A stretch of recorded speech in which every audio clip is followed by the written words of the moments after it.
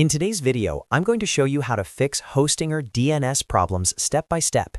DNS issues are one of the most common reasons websites stop loading, show connection errors, or suddenly stop pointing to the correct hosting server. If your domain is connected to Hostinger and something isn't working properly, the problem is usually inside your DNS records or nameserver configuration. The good news is that this is usually very easy to fix once you know where to look. I'll walk you through exactly how to check your DNS settings, how to correct common mistakes, and what to do after making changes so your website starts working again. And if this tutorial helps you out, make sure to hit the like button and subscribe to the channel for more simple website and hosting tutorials just like this. All right, let's jump right in. The first step is logging into your Hostinger dashboard.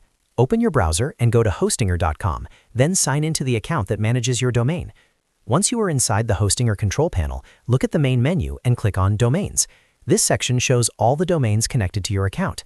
Find the domain that is having DNS problems and click on it to open the management page. Inside the domain settings, you will see several options for configuration. The one we want is called DNS Zone Editor, sometimes simply labeled DNS.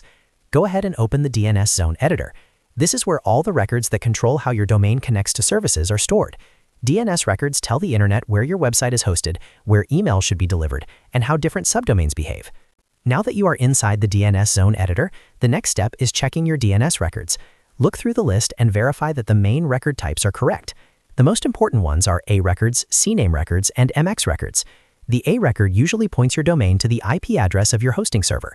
If this IP address is incorrect, your website may not load or may show server errors. If you recently migrated hosting or changed servers, make sure the A record points to the correct hosting or IP address. Next, check your CNAME records. These are often used for the www version of your domain or for connecting third-party services. Make sure the values are correct and not pointing somewhere outdated. Then review the MX records, which control where your email is delivered.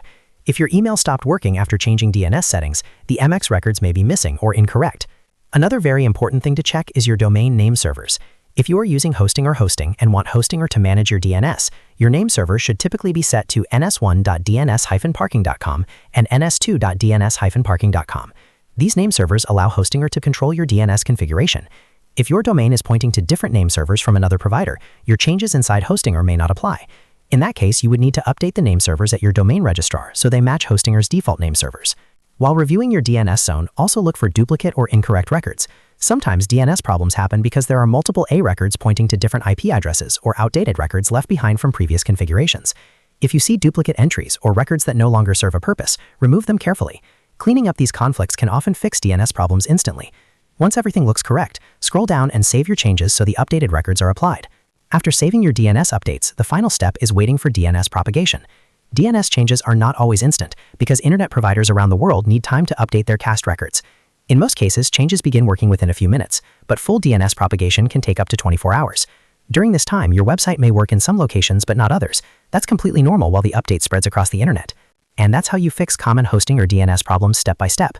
By logging into the dashboard, opening the DNS Zone Editor, verifying your A, CNAME, and MX records, checking your name servers, and removing duplicate entries, you can solve most DNS issues quickly. If this tutorial helped you, make sure to like the video and subscribe to the channel for more website troubleshooting guides, hosting tutorials, and tools that make managing your site much easier. Thanks for watching, and I'll see you in the next video.